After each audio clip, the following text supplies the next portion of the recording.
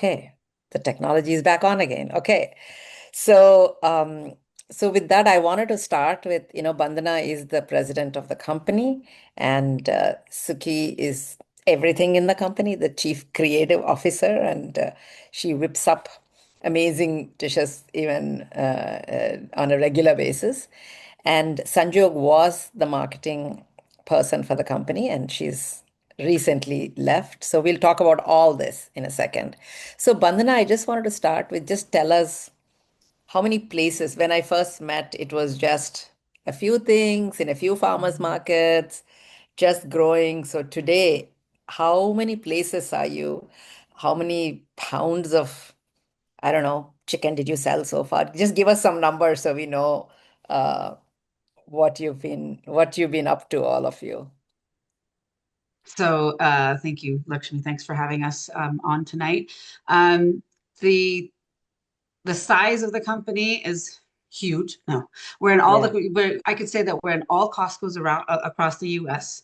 In the past, we've dabbled a little internationally as well, but we pulled back from that since. But we are in all the Costco's. We're again also in major retailers across the country, major banners like Target, Publix, Safeways, Rayleigh's, Bonds, Albertsons. If different states have them under different names, but we're in all the major channels as well. We're in the frozen, we're in refrigerated. We Yeah. have a little bit in dry as well. So in Mm, all the different temperature states as well. So yeah. it has been a journey. It started off with probably four products, and I'll let mom tell you more about that. But it Yeah. started off with a handful of items to multiple SKUs, as I said, in all the different temperature states. So I was just at a friend's house here tonight, my friend from Intel who moved to Santa Barbara, and I just went to see her. And I said, Hey, I got to leave because I have an interview to do at 9 o'clock. She said, Who are you interviewing? So I said, I'm interviewing Sukhi Singh. She said, Is it the Sukhi Samosa Sukhi? Like I have it. She's an American. And she said, My fridge is always full of Sukhi samosas. So I can vouch that everywhere I go, they would have heard of Sukhi samosas. So, Suki, maybe you should tell us a little bit about you've tried different when you first came to US.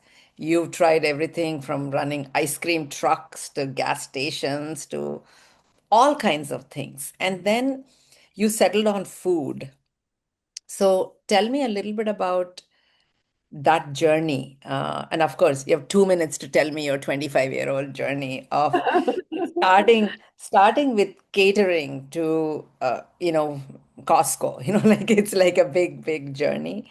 But tell us a little bit about when you started, what did you think? Did you have an ambition to do this? Or what did you think when you started? And when you look back now, what do you see?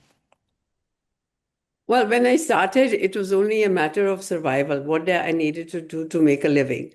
And I wasn't looking like millions of dollars. All I felt was, if I can sell for $12,000 a month, I'm okay. I don't need to go do a job. Yeah. And I would be doing, and when I came to this country, I had already decided I was never going to take a job anywhere. I was going to give jobs and not take jobs. So that was in fun. I had told my mother-in-law, she said, Why are you leaving this country? You've got everything over here and you're going to Mhm. go there and work for somebody. I said, No, I'm not going to work for somebody. I'm going to make other people work for me. Not realizing that I would really do that when I came here. Yeah. So just came here and food has always interested me. I mean, I have always been interested in doing food. But I didn't like spending too much time in the kitchen. I like cooking, but it had to be fast and quick.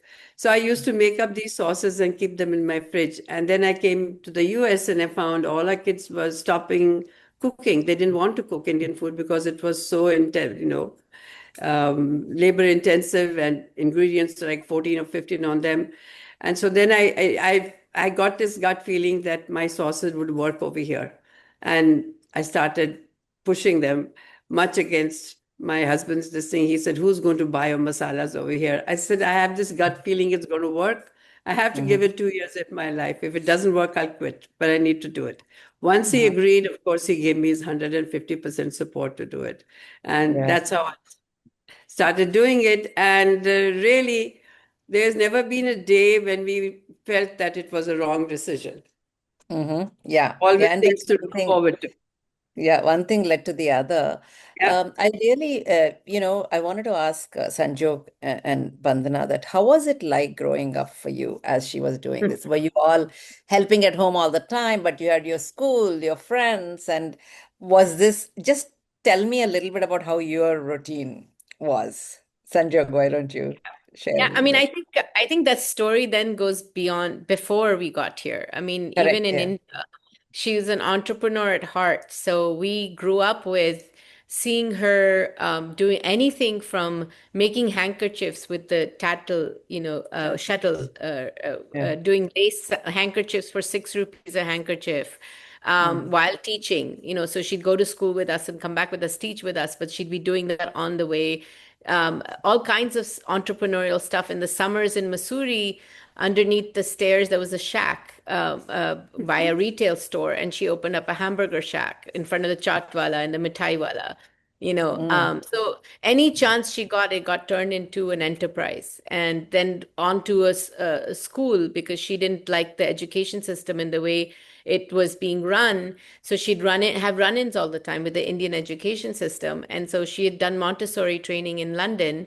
So she opened up a Montessori preschool where all the local kids, again, the Chaatwala's kids and the Halwaiwala's kids came for preschool in yeah. such an innovative way of studying. So we grew up with all of this, and food was always her passion because we grew up with open houses every weekend for dosa parties. Being a Punjabi household, we're having dosa parties with the best dosas and sambar in Baking. town. Yeah. And She this used to is hold baking classes. Baking. baking. She She had Yeah. went and baking. studied, she studied baking she got baking classes through her childhood and in London. So we'd come home and there's angel food cake and souffles and all this stuff being done in the house. So every chance she got, it was turned into an enterprise. So coming to the US and doing the same was not a surprise. What was kind of was that, in India you had all the help and we all already had our systems. In the US, we had to get involved. That's the only way it could happen. And then it was a matter of survival and getting food on the table. So it was more than just this idea of an extra, right? Mm-hmm. And Yeah. the process wasn't surprise, but yes, then our childhood was full of that, Mm-hmm. and Yeah. we all actually, my sister and I, had real estate jobs as receptionists and mailers while the cooking is going on, while the demos are going on, while the farmers markets. We were all doing our jugaad every day coming into the Yeah. US. That's what our Yeah. childhood was full of. Yeah. Yeah. I was very lucky like Yeah. that. All Mm-hmm. my family was passionately involved in it. It wasn't as if they were doing me a favor. Every one Mm-hmm. of them had their ideas of how the label should look, how the bottle should be, how we should go out and sell it. I mean, as I said, I was very lucky. Very few Yeah. people have that. They have the whole family together with them, and all of them giving their creative ideas to put into it. But Yeah. also, we were not a typical Indian household where the matters of money and profession, are kept separate from the children. There was those boundaries had become blurred coming into the US because we all talked about the same issues. We all talked about the issues of finances. So we Mm-hmm. felt like we were a part of it. Well, Yeah. we Parvana were Didi, Yeah. yeah. Go ahead, we were Bandana. teenagers. We were Mm-hmm. teenage. I Yeah. mean, I was 15 when I came here. Right. And Sanjog, they'll be were even younger than that. And so, we wanted to have everything that our friends had. Mm-hmm. We mom and dad wanted to give us the best education. So we rented an apartment in Lafayette, which is an up and coming neighborhood where we couldn't afford to buy a house. And we Mm-hmm. lived in a small apartment. And Sanjog and, they'll be where we went to school with all these friends that had everything. Mm-hmm. And so they turned around and they were like, well, Sanjog said, I want a bigger house. I want to get a house. Mom says, okay, then go out and figure out how we get the bigger house. So, and that's what Yeah. we did. And that's what she did. That comes Yeah. her. Now she got that from mom that says, Yeah. okay, she challenged me to do this. I will do this. She hunted Yeah. high and low and she found the place and figured out how we were going to afford it. And mom Yeah. says, okay, you want to afford it? We need to do that many more demos or that many more Yeah. whatever caterings. But this is how it's going to happen. So we all pitched in because we wanted more. Mm-hmm. So it was a family decision on every step of the way. Yeah. So And that's Sukhi, kind of you how tell we about were brought up that way.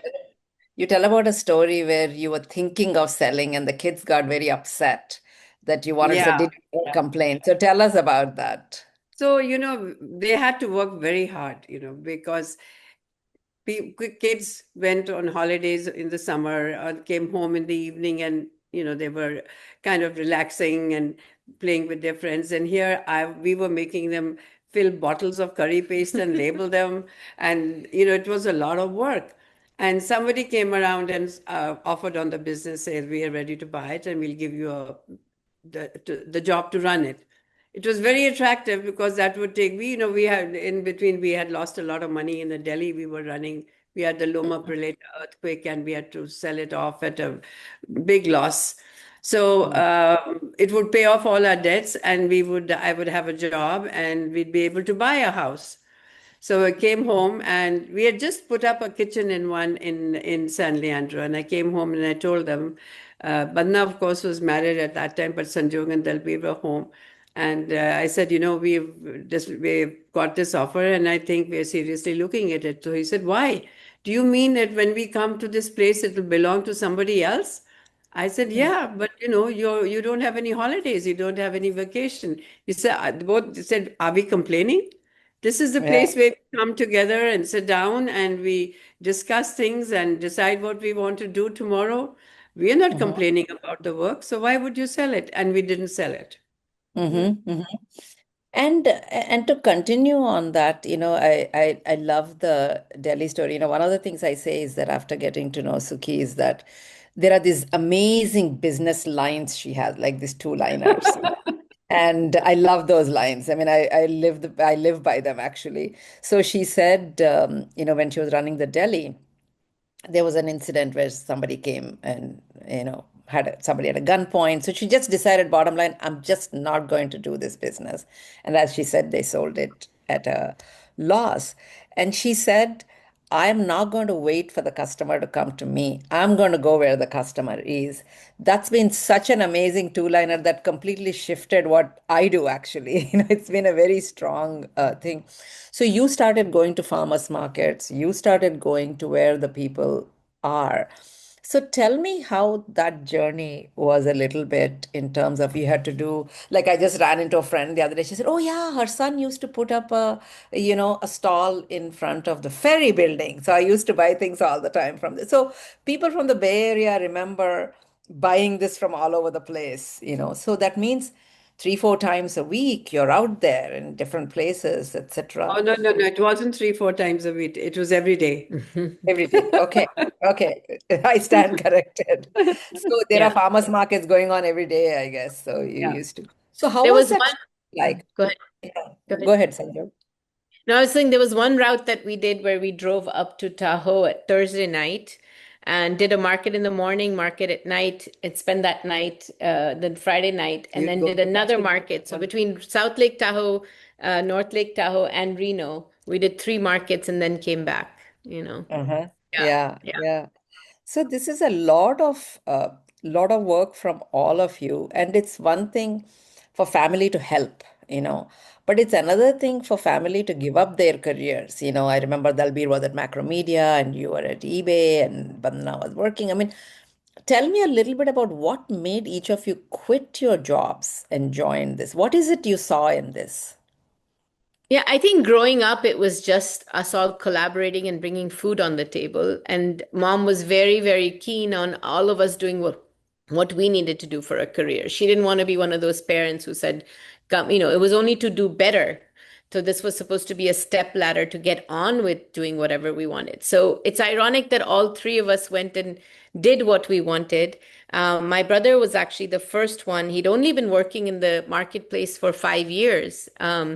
And Mm, my friend, who was the business daughter of Sukhi's, Ketki, she had mm, come in and helped mom out for 5 years, really set up the initial mm, systems and tried to scale the business for its first rung.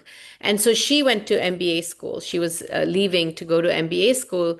And so mm, mom at that point was like, either one of you join or we need to sell this and wrap this up now because I'm at the end of, where we need to be. And that's when my brother decided to leave his career. And that was a big move. We had meetings, Bana Didi, myself, and him, meeting with them to say, are you okay? Like this going into business with, quitting your job and coming into the business is a whole different ball game. Are you sure you want to do this? So he had joined. And I still remember, uh, at some point in the 2000, when the 2000 bust had happened in technology, my mom had said, hey, Sanjog, people don't stop eating. That was a sentence that had stuck in my head. And I Yeah. had been going from, I first was at Ariba, that was 3 years there, and then was at eBay, it was 3 years there. And in technology, it was this like reorg or thinking about a reorg. There were two states, Yes. Yeah. so you were always feeling like, okay, and then I was kind of, my boss had gone on maternity leave and I was interim director at eBay for 3 months while she was, or 5 months while she was out. And I realized I didn't want her job. I loved doing the job that I did because she let me run my own business of sorts. She was a great manager. But then above that was the directors and VPs. And I said, well, if I don't want that job, then what job do I want? How am I, what's the progress here? And so my brother had joined 6 months in. My sister had just joined as well. She was looking to get back into the workplace. She had taken some time off to raise her children. And so they both were having too much fun every day. And here I'm going through another reorg. And I said, okay, now it's going to be another technology company. Then I'll be in another reorg. So I said, one day I just walked into the office and I'm sitting there and they're just talking about something. And I said, you know what? I am coming here. We'll just figure out the details later. And that's pretty much, I don't think I asked you for a job. I think I just told you I'm joining. And I Yeah. remember one of my friends at that time said, because they couldn't, food didn't pay as well as technology, and they handed you Right. Yeah. bonuses left and right in technology. And my Right. friend said, a friend of mine that I was sort of consulting, what should I do? And she said, your kids are not what you want them to be. Your kids are what you are. They're seeing what you are. And if you're happy and doing what you love, that's what your kids are seeing. And so at the end of the day, it came to like, I'll shave off my branded buys, I'll go Yeah. to, so the sacrifices I had to make for the joy that I was going to get, it didn't compare, and that's Right. kind of what made me kind of jump. And again, I wondered, you go to all hands meeting today, you see somebody doing something, 5,000 people always telling you holding lunch meetings and what they're doing. It's so exciting. I said, I'm going to miss all this. Where's this kind of energy and drive going to come from? Well, again, like mom said, she never looked back. I never thought about it. Next 18 years, I never thought about it for a day. Yeah.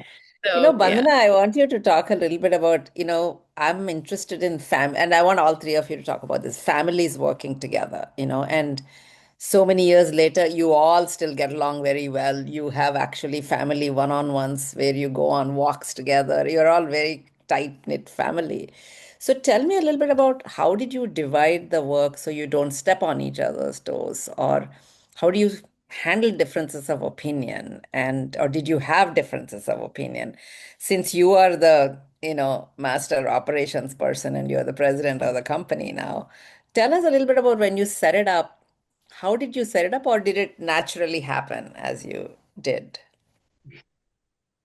Well, I'd love to say that my story of joining the company is as romantic as Sanjog's and Dilbir's is. Mine wasn't. I came begging for a job, actually.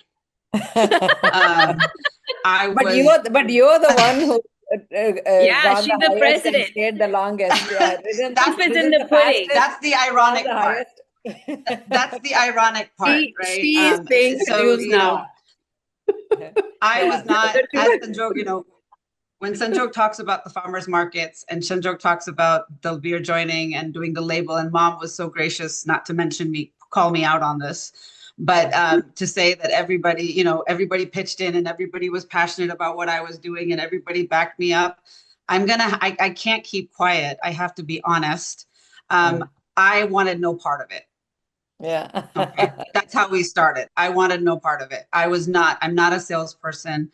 I'm not somebody that likes to be out in the front limelight. I just don't. I'm a hard worker. Yes. Yeah. So I went to Target, worked there for 10 years in the back end. I wasn't the front end for a reason. I loved the back end. I loved the operations part of it. I learned a lot.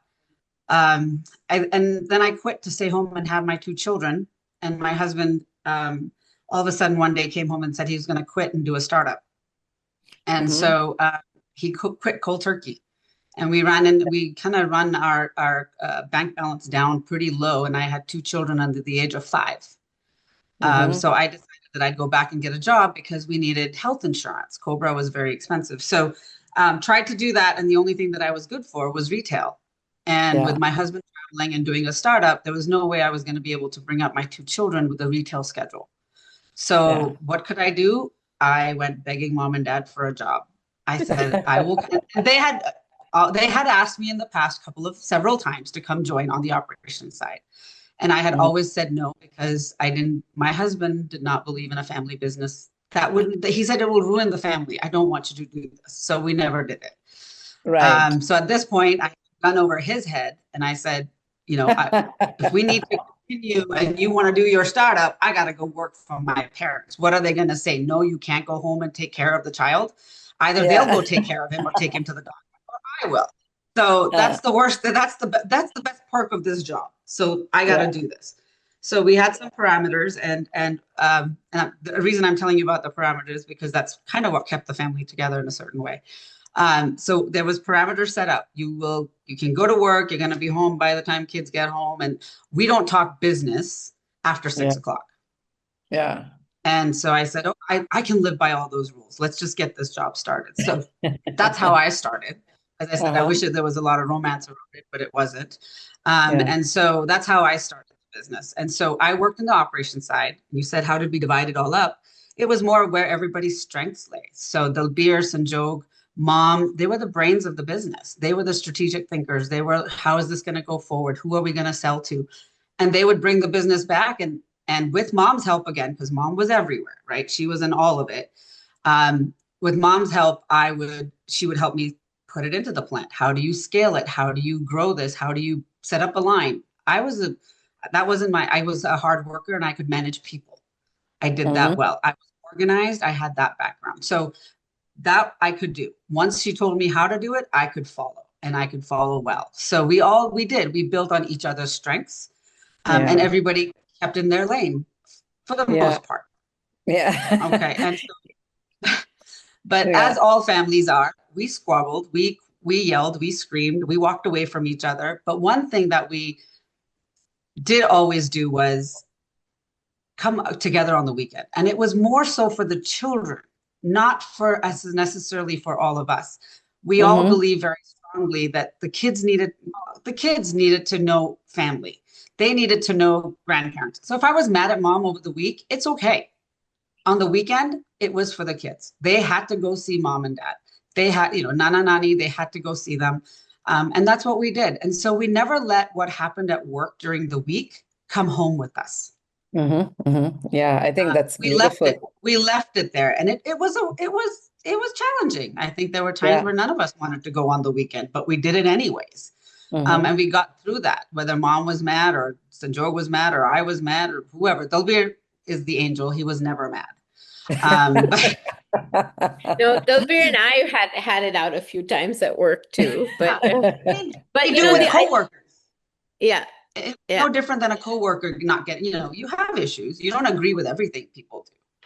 So, Well, but I I think think that's what sorry, yeah. go ahead, Sanjay. No, I think what's different about a family business is because you're working with the same people that you're coming home with. Like I always say this, that in a traditional family system today, whether it's between India and here or within the US, you meet each other at Thanksgiving and Christmas, once a year. And then you spend maybe a week and a half with each other. By the fourth, fifth day, you have a big blow up because you've not met each other for a while and your demons of your childhood are coming out with each other. Except in a family business, you're seeing each other every day and you have to work on out those issues, right? Like there's no running away. There's no like come once a year and then leave, right? So in some senses, it's really great because you're working your issues out and you can't afford not to. But I think the other thing that was different about our family is the role that our parents played. Often see a lot of family squabbles and the parents are playing a role of maybe slightly, working with a kid here and a kid there. And I think our parents, despite of whatever was going on between them and the child, or, they're seeing it go very neutral in like, hey, or my mom would always say, hey, you might want to talk to Dalbir about this. Like there may be some irritation there. And we all knew that it was all coming from a good place. Somehow they played it very even keel between us. Our security with each of our security with the parent was very, there was no feeling of like a Mm-hmm. huge amount. It is obviously there is some favoritism here and there. There is some soft spots, but not to the detriment of any one child gravely, Yeah, yeah, and that yeah. they practiced very well. hmm Sukhi, I want you to tell a little bit about there was a pivotal moment when Costco came. I mean, like the scale has changed, right? You are in farmers markets, there's a certain scale at which you do. But when somebody like a Costco or a Whole Foods comes, then it's like a different scale. And also you need to learn different technologies. I mean, you also went from sauces and stuff to packaged food. So I want to talk a little bit about how did you keep yourself learning all the time? Because it's not just cooking. Cooking is now only a tenth of it. There's a whole bunch of other things. There's a legal stuff. There is this stuff. There is that stuff. There is, packaging technology. So tell me a little bit about how did you keep up? Like, tell me a little bit about that. Uh, you know, you go out and you go shopping for your clothes. And today you're wearing something, and tomorrow you go and see a different style. You get that style. So it's the same thing with food, and things were changing out there. You listened, you put your ear on the ground, you listen to your customers, you listen to what they were saying about the packaging, what they were saying about the product, and you came home and you worked on that. That is very, very, I think that's a very essential part because I was I've said this many times, I was at a Whole Foods doing a demo, and my husband was by that time saying, how many times do we need to go and do these demos on these roads? When are we going to make enough money to be able to make a living out of this? I mean, we knew the product was liked by everybody. Anywhere I took it, people took it in. But once we did demos, it sold like crazy. But then after that, it was very slow in movement. Many, Mhm. many issues were there. And we gradually came to know and we changed them. And then this lady came to me over there and she said, I love your products, never go out of business. And I said, really? So I thought maybe I should ask her. So I said, so really? So how many times do you eat this stuff? She says, well, I cook at home maybe 3 times a week. I definitely cook Indian food once a month. So I Mhm. just looked at that bottle I was selling her and very proudly saying that this is going to cook 4 pounds of food for you. And so she would be using that one bottle for 4 months. Where am I going to find the number of customers who are going to buy, enough to make a living? And that was something going on in my mind. And she was checking out her groceries, and I was checking out lunch for myself. And I saw her grocery products, and there were 4 frozen meals there and one bottle of mine. Mhm. That I looked at that, I said, this woman's going to be back next week to buy these frozen meals again. And the Mhm. bottle of mine is going to sit in a larder for I don't know how many months, and she might forget about it. And then at the Mhm. end, she'll say, oh, this has got too old, let me throw it away. So Mhm. that switched me. I said, I have to get into fresh food because Mhm. great as the product is, even to date, I think my sauces are the best in the market, but Mhm. it was not going to make us a living. So Mhm. immediately after that, Dalbir had already joined. We started doing frozen food. Also, I looked around and I saw, like Costco has this food product which has shelf life of 100 days and all. How the heck do you do that? Then you start Mhm. asking questions and then you find the answers and then you change your way of working to be able to give your products that much shelf life too. So that's the Mhm. way, I mean, but again, as I said, every day was a lesson. Every day was something you saw and you said, okay, how do I do this? And then you found Right. ways. I think her sense of observation, her problem solving skills are just amazing. Uh, Yeah. Not super scientific, she is, but very intuitive on her problem detection skills too. And so, like, she's constantly observing, finding out what people are doing and how they can help her. I think she's just got these Yeah. detective skills that are amazing. But I was very lucky. I found the Yeah. right people at the right time. I needed somebody to set up my HR department. We didn't have an HR department. And so I was always asking questions of this friend of mine who's an HR expert. She kind of quit her job, and so I asked her to come and help me and put it up. And to date, the people she hired are still there. So, Mm-hmm. and she only did it as interim. I could never afford to pay what she was making, but it was Mm-hmm. just a interim thing that she was going to help a friend, and I was going to give her some money, and it worked out beautifully for us. The same way, Right. people just came in my life, and it seemed as if I don't know where Mm-hmm. they got the news from. I was looking, I was in a small place, and I couldn't. I was doing a rental kitchen, renting it 3 days a week and going and Mm-hmm. doing my food over there. And then it Mm-hmm. was too small for us. And I was looking for a place and couldn't find. Only thing I would hear about is 5,000 square foot warehouses. And we couldn't afford to rent them. So one day I came, somebody called me and said, I hear you're looking for a place. I said, yeah, but I don't want a warehouse. So he said, no, no, no, no. These are small 1,100 square feet units. And I said, so what is the rent like? And when he said it is 75 cents a square foot, I kept my fingers and toes crossed. I said, I got to go and see this. When I asked him, I said, so who gave you my number? He said, I don't know. It was sitting on my table and I picked it up and called you. So things like that, and many other repetitions of the same kind of thing, which just made us move, grow at leaps and bounds. If we Yeah. didn't get the place, we would never be able to grow. And I couldn't afford to pay anything more than $700, $800 for rent at that time. Yeah. No, but I do want to say that I've observed this. I think there is a lot of all of you. You've learned a lot about food technology, how to pack, at what temperature to pack, at what temperature to store, at what temperature to transport. Um, you know, um, Bandana, tell me a little bit about, like, these are all very specific things you need to learn, right? So when the scale comes, you're the operations person. When the scale comes, when the manufacturing comes, it's a whole different ball game than just driving somewhere and selling it. So what was it for you? Like suddenly now your job is not just, what mom says, but like you have to learn a lot of things now. Yeah, she So used to as manage all the audits. Yeah. Yeah. When we went to Costco came to us, or even Whole Foods come, we did. That's the first time we heard this word called audit. So who are these companies who will come and audit you? What do we Yeah. need to do? And again, somebody came my way, and we learned how to what is this HACCP and all. And then Banna took it. She trained with him, and that was it. So Yeah. yeah, these things keep coming to you as you grow. Yeah. yeah. So And what that we exactly that's what I was going to say. The same thing, I walked into Sukhi's, at that time was called Quick and Easy Indian Foods. It wasn't called Sukhi's. Mm-hmm. And we had a USDA inspector on site. We had the USDA sends an inspector every day because you produce meat. Mm-hmm.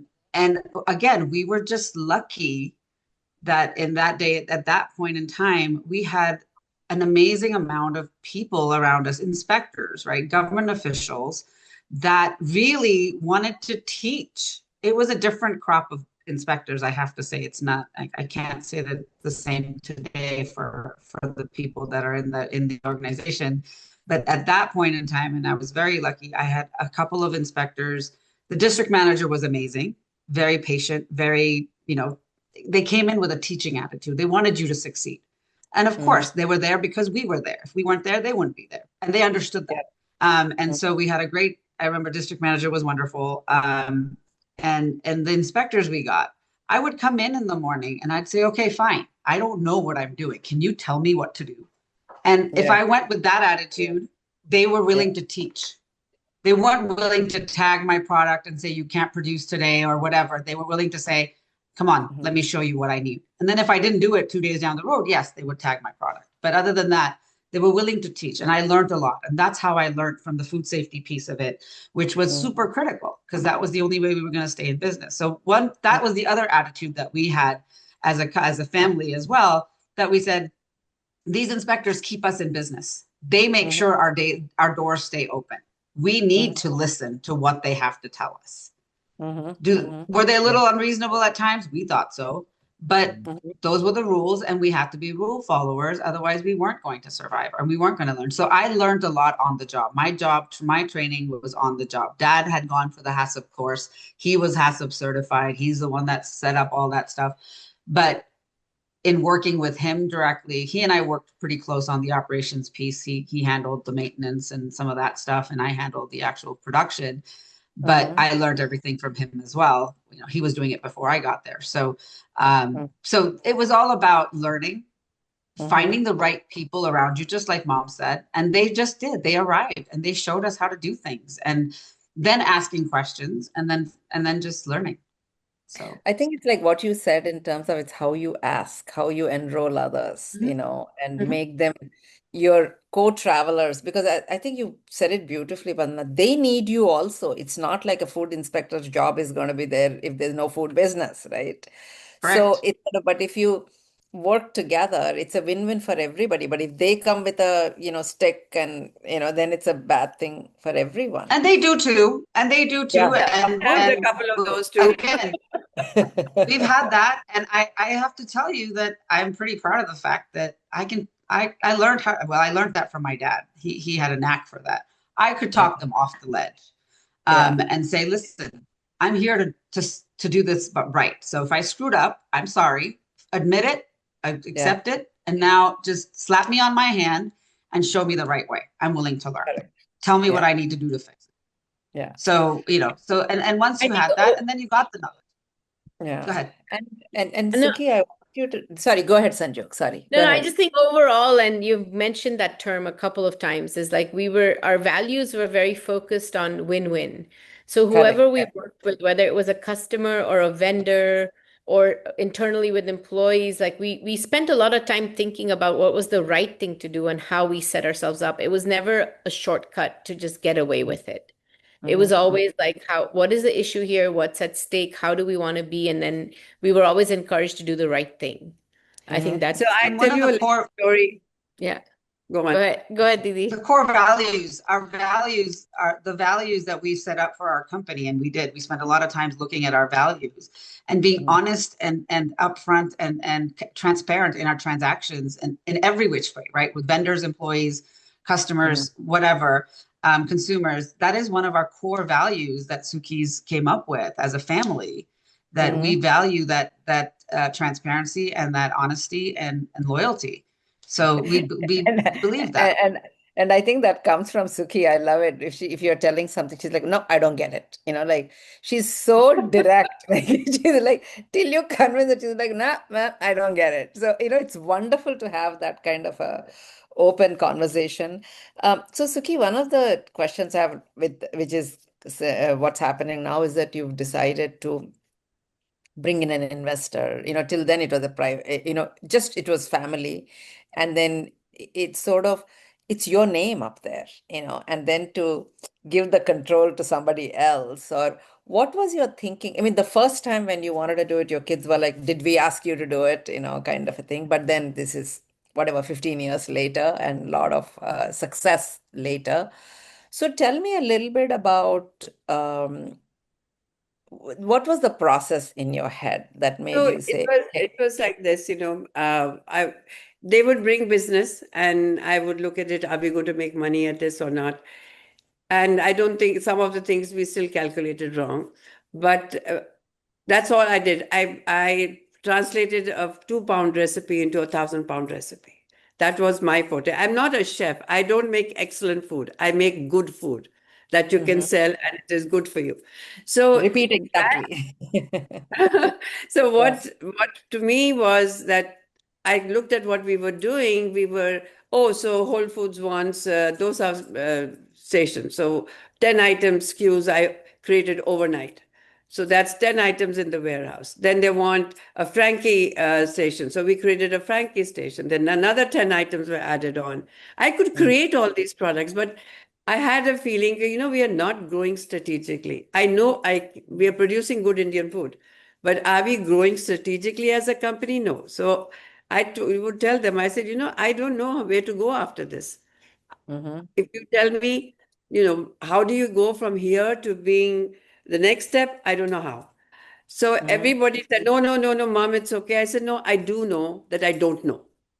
Yeah. So if it was an open discussion, and we were again to the same point as I spoke earlier, we had this gentleman walk in one day.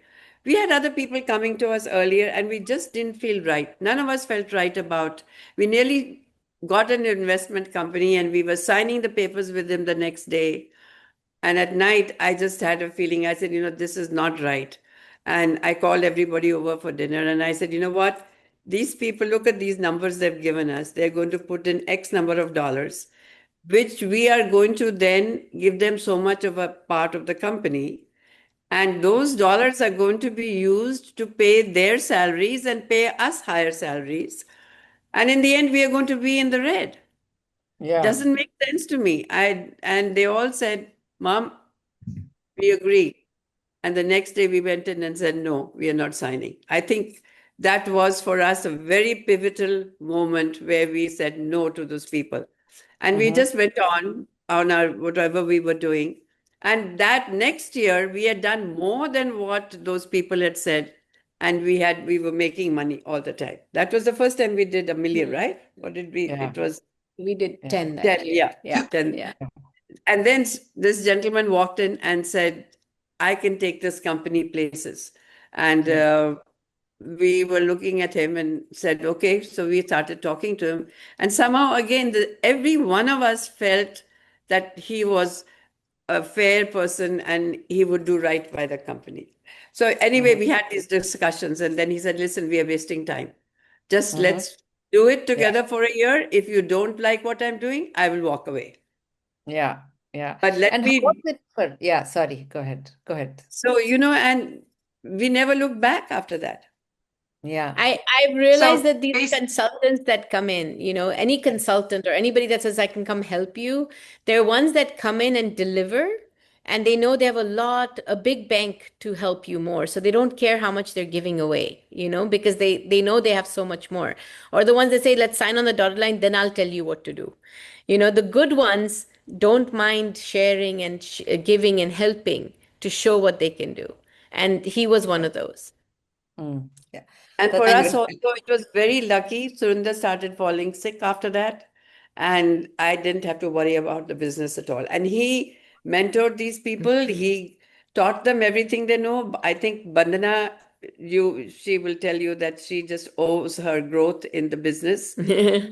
management and how to do things to him, and Sanjog as well. And so I was totally free to take care of my husband, do whatever I had to do. I didn't have to worry. It was very tough to go into a room and see that people are having meetings and I don't know what it is about, and then Right. not go into the room. But that was a thing that you have to learn to let go. It was time Mm-hmm. to let go. I didn't know what to do. Somebody else had to leave and lead, and I could not put obstacles in his way. So I Yeah. just used to walk out. Yeah. Yeah. So, no, that is, I mean, I think one of the biggest things in life is when to let go also. It's a very, very, very, there's no right time, there is no right answer. I do want to ask some questions that have come up. One of them is that many women, this Herky, the platform that we are on right now, there's a lot of women coming back to work, working, etc. So some of them feel that they've lost time because of career breaks. Maybe Bandana, you can talk about this because of career breaks or family responsibilities. So what would you like to, any of you, what would you like to tell them? If you've gone away for 4 or 5 years, have you really lost time, or, how should you look at it?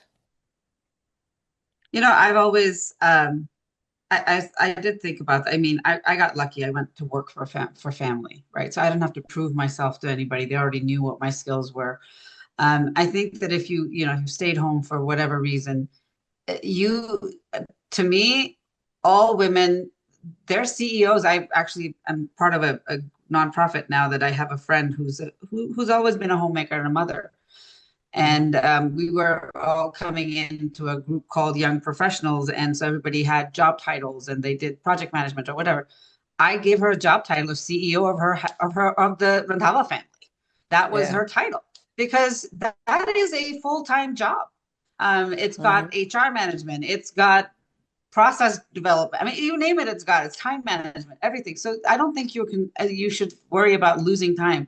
You just need to know how to turn it around and say, here's what I did. I didn't just stay home and have children or go home and take care of my parents or whatever the reason of their staying home is. I did a lot, and here's how it matches up to your job world. Mhm. And so I have all the skills necessary to jump back in with both feet and hands if I needed to. Right. And Suki, maybe this is a question for you. It says starting something new feels scary, especially when money and family are involved. So how do you get over that? I never felt scared. Mm. I always looked at what I would come home with. Yeah. Any catering I got, I did it. I remember the first time this Ismaili Muslims had this conference in LA, and they came to us for food, and they wanted all the food packed and for 30,000 people. Mhm. That was the first big step we did. I mean, I relived that time. They wanted their vegetarian biryani, they wanted the goat biryani, they wanted it this way. And it was so much pleasure to be able to give it to them in the way they wanted it and ship it to LA. It was so these things just come, and I don't know, it was always a pleasure to do whatever we were doing. I think there I is a think great sorry, go ahead, Banna. Go ahead. when it is scary. I can't say that mom is a different. I mean, Yeah. I think they broke the mold. My husband says they broke the mold after they made your mother, Yeah. because nothing does scare. She's true. Nothing scares her. Yeah. Her attitude, and I think that's the part, right? It's her makeup. Her mental makeup says, okay, Mm. how do I fix it? Sanjog said she's a fixer. She's a doer. And that's who her personality is that way. So that's when she said I was never afraid. She's really right, because that's just her personality. I Mhm. would tell you that I would be afraid if I were to do what she did. So fear is a real thing. But again, break it down into in my opinion, you break it down into smaller pieces and say, what's the worst that can happen? Right. And this Mhm. I learned from my mentor that mom's referring to when he came into the business. And on the weekends, we'd get a call and we'd say, oh, the chicken tikka was bloating up at Costco or whatever. There was a quality issue. And I'd fret over it all weekend and I would lose sleep. Because, oh my gosh, what's going to happen tomorrow morning? We're going to lose sales. We're going to lose a customer. I'd come into work on Monday with my bags underneath my eyes. And he'd turn around and say, nobody died. What's the worst that can happen? Right? Right. Nothing happened here. So relax, take a deep breath. You couldn't change anything. Let's go at this from bottoms up. Let's figure out where the problem is and how to attack it versus feeling overwhelmed. So just break Mhm. it down into smaller pieces. And fear is a good thing. Fear is Mhm. Yeah, absolutely a good thing. It's okay. that's one It's of the okay to be sayings afraid. I have. Yeah. Feel the Right. fear, but do it anyway. Yeah. I Yeah. Yeah. I also realize because lots of people ask this question and they say, "Oh my God, so much courage to do what they did. How did they, I think one thing we don't realize, and we've talked about this before, as immigrants, when you come into the country, it's about bringing food on the table. You don't have a ton of other choices. A lot of people, when they talk about how did they do this, have those tech jobs that are giving you like six figures.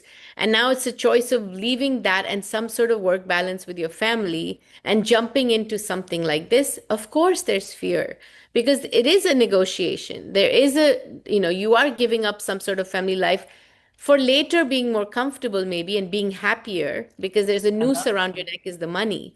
But it is a negotiation and it is something that's scary. So I think Mm. it's good to acknowledge that too, because you're working against a choice that's already happening versus as an Mhm. immigrant, there's nothing to lose. This is Yeah. the way up. Yeah. And my last question is going to be like, if you look at life today, after bringing this investor and all that stuff, three of you went three different ways. Sanjog, you actually left the company, you're doing something else. Bandana has actually increased her responsibility and doing more. And Suki has still creativity, but you step back a little bit more than before. A lot. So And just now tell I me step a back a lot. lot. A lot. So tell me a little bit about what is the post decision like for each of you? You start. Oh, well, for me, I think I always wanted to do this was a means to me to Mhm. get to do what I want to do. And again, it is a lost childhood by which this has opportunity has been created. So I'm Mhm. going back into my zone of learning as a teenager on what the things I would have loved to spend time doing, and I'm doing that. And of course, I wanted to work more with the community. I wanted to always go into the nonprofit world, even when I got out of college. And my mom had said, when we both are older, we'll do this together. So now I challenge her, and her stepping back has maybe something to do with that too. And we get to do it together and have fun. So it was always a means. It wasn't my destination. Mhm. So yeah. So I'm doing it was very intentional. Yeah. Yeah, you work a lot with the Berkeley community, you work with children, you work with a lot of things. Yeah, I mean So, it's about living, and I do think I have a bunch of friends of immigrant families, and we did have give up a lot of our childhood years that now we're enjoying and living more. Yeah. And yes, giving back was a big part of what I wanted to do that I now get to do with resources. Like my mom had said, when you're older, like settle your life, do all these things so you have resources to go back with. And that's kind of what happened for me. I mean, that's something actually your whole family does. You give back a lot to all three of you. You all give back in a huge way. Bandna, how has it been for you? Is there a difference in the way you feel? You're still the president of the company. So is there a change? Is it no change? How do you feel? Um, this experience, the whole thing for me has been life-changing. Yeah. Um, I worked for Target for 10 years. I was good at what I did. I got promoted every year. I was good at what I did. I went home for 5, had kids. It was fine. I mean, it was good. I loved my children and everything else, but somehow, somewhere, my confidence level started dropping. Hmm. And so when I came back to work, it was also out of necessity. It was out of need. It wasn't out of, oh, I want to get back into the workforce. That necessarily wasn't the case. And so I was okay at it. I wasn't great at it. I was okay at it. And again, my confidence was down here. Hmm. Um, with getting to working with mom and the beer and Sanjog, I felt like, okay, I can do this. I started feeling a little better about things, but still not 100%. And then when this gentleman came in to work with us, he took me from here to here. And when he first walked in, I actually had my husband had just sold his company, right? I worked all these years now. That's the reason I started with them. And I said, you know what? I quit. I'm done. I'm the first one in, Yeah. first one out. And I've said this to mom and Sanjog and Dilbir and dad before. The passion that mom, Dilbir, Sanjog, and dad, not even dad didn't have it as much. The passion that these three had for the company and for the business and for what Sukhi's stood for, I didn't have that passion. Again, I came in as a need. And Uh-huh. so I was the first one to say, I'm out. I don't need to work anymore. My husband has done it. He's arrived. I don't need the job. I can stay home. But that's where this gentleman came in and said, you know what? I'm okay with you wanting to quit. You want to quit, you quit. That's fine. But you're feeling down here right now. You're feeling low. You're not feeling good about where you're at with who you are. So my only suggestion to you, my only advice to you would be don't quit while you're here. Quit while you're up here. Right. Yeah.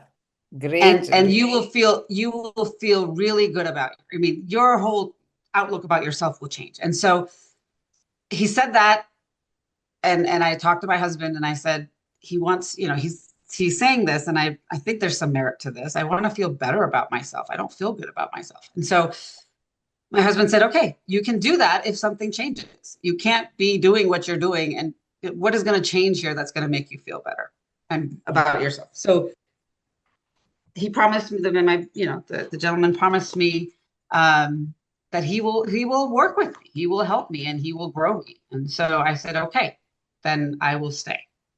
I will stay because I want to feel better. And so I did. And that's what, again, for me, this whole experience has been life changing.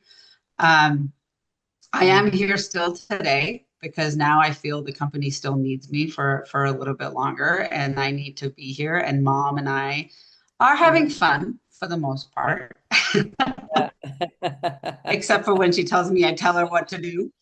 But we That's are, and we've true. You also can come That's up with one try. of the biggest huge. things that I changed, Lakshmi, when I got Bob Yeah. in. From Mm. an order giver, I became an order taker. And And I I have mean, to give kudos yeah, to her for learning that. It is a skill. Let me yeah, tell you, she has done so much work on herself. And yeah. as her oldest daughter, I will tell you, she every day continues to amaze me.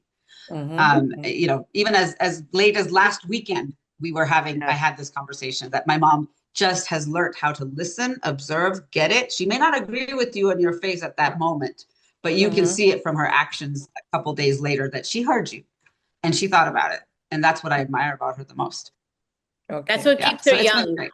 Yeah. Yeah. So, Suki, I have to end with this last question for you. It says, if I'm listening today and I'm feeling inspired and also overwhelmed, what would you tell me to do right after the session ends? What is your suggestion for somebody who's listening to say, oh my God, look at all these women, they just did all this, and where am I? Whatever, you're feeling overwhelmed. What do you want them to do? Look for other women who are listening or for you. Not for me, the person is asking, it's a question from somebody in the audience saying, if I'm inspired and yet overwhelmed, what is the one thing, what would you ask me to do right after I this session just ends? told you, feel the fear, but do it anyway. If Mhm. it Yeah. is something you believe in and you have a passion for it, go around and look, is there space in the market for what you are doing? People Hmm. have passions and they'll say that, oh, we have this wonderful product. I'm only going to talk about food because that's what I know. Sure, sure. And they just go out there and they think, I have this fantastic recipe, I can put it out there. But there's Hmm. a long road from having a good product to really making a success in the market. And Hmm. one of the biggest things that you have to see is if you have a product, go and Hmm. see the marketplace. Is there a space for it? Is there a hole there? Hmm. That's where you start. I was lucky. There was no Indian food product out there that I was doing. Correct. Yeah. Yeah. Yeah. So Yeah. I occupy. So same thing even holds good today also. Whatever anybody wants to do, go and see.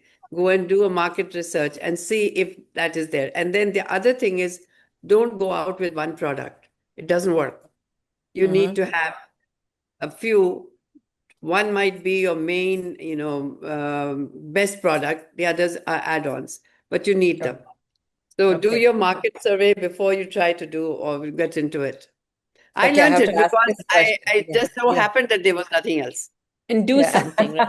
You go do a little. Yeah, yeah, Yeah. do a little. That's that Do you a have to little. do it. Yeah. Cut it up and do a little. Mhm. So Archana is asking, Uh, this is the last question. Since the Fir bhi dil hai Hindustani, did you ever feel like coming back? Would you Mm. like to at all? Or how would you like to, basically, how would you like to make your connection to India? I have my connection to it. Yeah, I never let it go. Yeah, yeah. So, I mean, I do have to say that, Sukhi is involved in a lot of projects that are happening in India. She visits regularly, visits all the projects and works with And we them. have Lakshmi who takes me there to all the projects as well. Yes, always, always. No, I Happy to really, go all so three. I want to, she Yeah, still go owns ahead. a home. She still owns Yeah, a home in India. Her heart is still there. She yeah, we as I as the oldest have told her to sell it a million times, but she doesn't want to. So connection, she definitely still has. She won't sell it. yeah. Whenever So she because she goes, she feels says her heart just like she says, whenever you go, you're just like so engaged, right? When she just Yeah, sees the correct. energy Yeah, over yeah. there. oh my Huh. gosh, it's amazing what's happening over there. I Yes, wish I yeah, was starting like there now. yeah, It's, I mean, everybody is doing whatever they want and they're flourishing in whatever yeah, area. But what at this time, we are all lucky enough that we have enough. We don't have to worry about finances. And in both of us, I think all of us are finding ways as to give back here in a And in country India. that we came and we yeah, had nothing. And we are where we are, and also Mhm. back home. Yeah. So I try correct. to split it up in both sides. I do what we can do here, and I do what we can do in Mhm. India.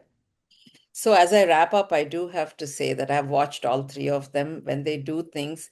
even if it is charity, even if it is voluntary, it's never half-hearted. There's like full-on engagement and commitment and all that stuff. And I have been at the receiving end of having that fun many times. So when we go to India, it's not like, oh, I'm tired. Like it's like she's on. Like, oh, let me see everything. So it's really wonderful to have that. And so here is to the train still being unstoppable and for many, many more adventures. And thank you so much for all of your time. Thank you. Thank And you, Thank you. Lakshmi. the Thank you. And audience, Thank you, I have to Lakshmi. say before we finish, you are one of the women that should be written about. Are You're you one of the amazing, 49? Are you one of the amazing. 49? Who's Yeah. interviewing you? Yeah. No. That's a different book. But I do want to thank the audience for joining us and asking great questions and being here. So good night. To Bye bye. Good everyone. night. Good night. Thank you. Good night. Thank you.